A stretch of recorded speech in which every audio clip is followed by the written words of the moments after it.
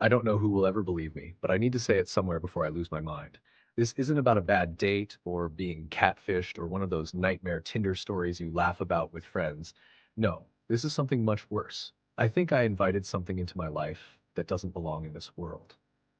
I think I matched with something that was never human to begin with.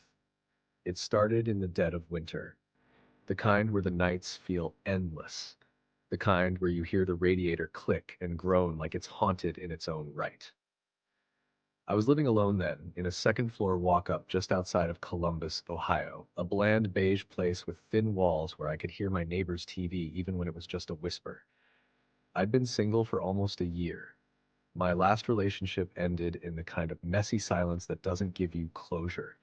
It just leaves you drifting. Friends had gotten tired of my excuses, and slowly the invites stopped. Most nights, it was just me, Netflix autoplaying until I passed out with the laptop still warm on my stomach. That particular Friday, snow fell so thick outside it seemed to erase the world. You know how it gets when you feel sealed off from everything, like you could scream and no one would ever hear you? That's what it felt like. I was restless, lonely, scrolling aimlessly through apps on my phone until I landed on one I deleted months before, the dating app.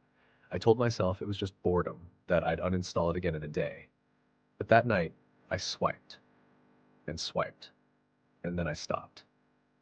Her name was Marissa. At least that's what the bio said. Dark hair that spilled over her shoulders, green eyes that caught me in a way I can't explain. Even through a tiny phone screen, those eyes seemed alive, sharp, glowing. Her smile was different. Not the kind people fake selfies. It was sly, almost predatory, but in a way that felt magnetic instead of repulsive. Her bio was only a single line. I like midnight drives and listening. Not listening to music, not listening to people. Just listening. That choice of words sat strange with me. I swiped right anyway. The match lit up immediately. I'll admit, I felt a jolt of adrenaline, the kind you get when you think maybe, just maybe, something's about to change in your life. We started talking right away. She typed in a rhythm that didn't feel like anyone else I'd met online. She wasn't just tossing out, "Hey, what's up?" She asked things no one ever asks. Do you ever wake up from a dream and realize it followed you into the day? What sound from your childhood house do you still remember? What smell makes you feel safe even now?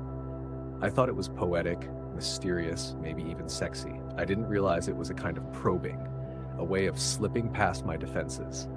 Hours passed, the snow outside thickened, and every time I thought I should put the phone down, another message came through, pulling me back. It felt like I was being studied, like she was peeling me open one question at a time. The first red flag was small, but it rattled me. She sent a photo, not of herself but of my apartment building, taken from the street below at night. My heart dropped. I asked her how she got that. She replied almost instantly, "Google Maps Street View. Relax." She added a winking emoji. I stared at it for a long time. It could have been true, maybe it was.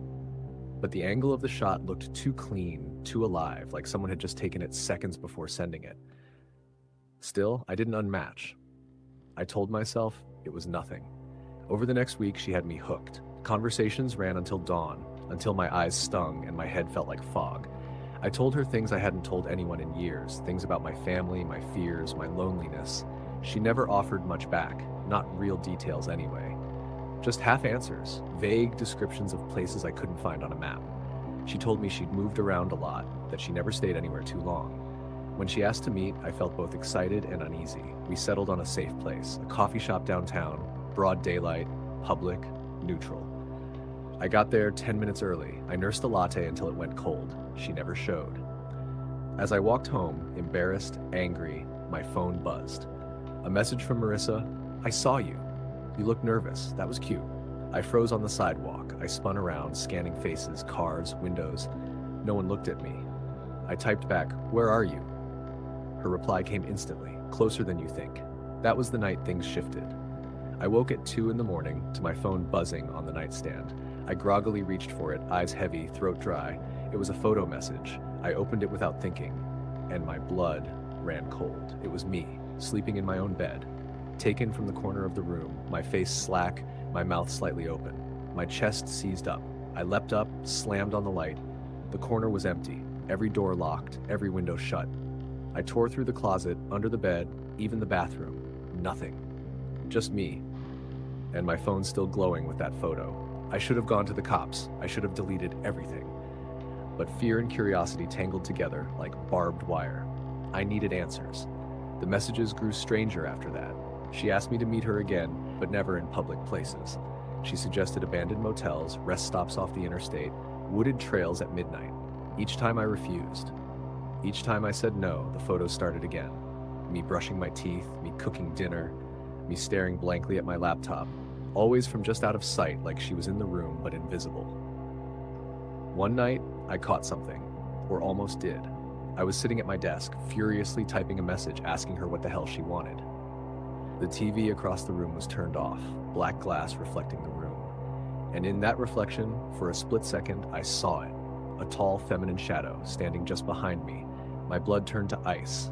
I spun around, nothing there. But before I could breathe, my phone buzzed. A new message, "Don't turn around so fast, you'll spoil it." That was when I stopped sleeping. Or at least stopped sleeping the way a person is meant to. Nights became something to survive, not something to rest in. I would lie in bed with every light on, eyes darting to the corners of the room, the closet door, the blinds. The quiet wasn't quiet anymore. It was swollen with pressure, like the apartment was holding its breath along with me. Every creak of the floorboards upstairs, every click from the heating pipes, every car passing in the distance, it all became a language, a code. And I could feel her in it. I told myself I would cut it off, delete everything, block her. But when I opened the app to do it, it glitched. Her profile wouldn't load the way others did. Sometimes her picture would be too close, like zoomed in on her eye, filling the screen. Sometimes it would be too far, showing a stretch of woods or a highway at night. Her messages never stopped long enough for me to hit unmatch. Each time I scrolled to the button, another bubble popped up. Don't. Stay with me. I'll be lonely without you. I couldn't breathe. I threw the phone across the room. But even as it hit the carpet, it buzzed, and buzzed, and buzzed. By morning, there were more than 100 messages. All the same line over and over. Don't turn your back on me. I didn't go into work that day. I called in sick and sat on my couch with a blanket wrapped around me, staring at the front door like something was going to knock or break through. When I finally worked up the nerve to pick up the phone, the app was gone. Not uninstalled. Gone. No icon, no trace in settings, not even in my purchase history, as if it had never existed. But she wasn't gone. The messages kept coming, now in stranger ways. At first I thought I was hallucinating, that the exhaustion had broken my brain. I'd wake from a shallow, twitching sleep with words still echoing in my head, words I swore weren't mine. You look so peaceful tonight. I like the way your eyes flicker under your lids when you dream. Don't worry, I'll keep watching. I checked my phone each time, but there was nothing there. Blank. Then the dreams themselves began. At first, they were half remembered. I'd be standing in the parking lot of my childhood grocery store, except the sky would be black, starless, the street lamps buzzing like dying insects. And she would be there, Marissa, leaning against a car I didn't recognize. She'd smile at me, too wide, too sharp. I'd wake up with the taste of iron in my mouth, my tongue bitten raw. But soon they weren't dreams anymore. They were visitations. I would lie down exhausted, desperate for sleep, and instead of drifting, I'd feel the mattress sink beside me. I'd feel breath against my ear. The smell of something damp, earthy, like rotting leaves pressed close. I'd force my eyes open and the room would be empty. But in the mirror across from the bed, just for an instant, I'd see her reflection lying next to me. I tried to tell someone, a friend from work, over drinks, when I still had the nerve to go out. I tried to keep it light, a crazy online dating story kind of thing. He laughed at first, then saw my face, realized I wasn't joking. His smile faltered. He told me I needed a break, maybe a therapist. He gave me the number of someone his girlfriend saw. I wanted to believe that was the answer, that it was just in my head. I even booked the appointment, but I never made it. The night before I was supposed to go, I woke to find my bedroom door wide open. I always kept it shut, always. I sat up, heart pounding. The hallway light was flickering, the bulb I hadn't replaced in months. And standing at the far end of the hall, just barely within the spill of light, was a silhouette. Tall, still, feminine. Watching. I opened my mouth to scream, but no sound came out. My throat locked up like someone's hand was around it. My phone buzzed on the nightstand. I grabbed it with shaking fingers. A message glowed on the screen. Don't tell them about me. I blinked. When I looked back down the hall, the figure was gone. The next morning, the therapist's office called to cancel. They said my appointment had been rescheduled indefinitely because the doctor was no longer available. They wouldn't explain. I never heard back from them again. That was the breaking point. I packed a bag, drove 3 hours north to stay with my sister in Cleveland. I didn't tell her the whole truth, just that I'd had a stalker, that I needed somewhere safe. She didn't ask too many questions. She'd seen how hollow I looked, how my hands shook when I tried to drink coffee. For a few days, it was quiet. I started to think maybe the distance had broken it.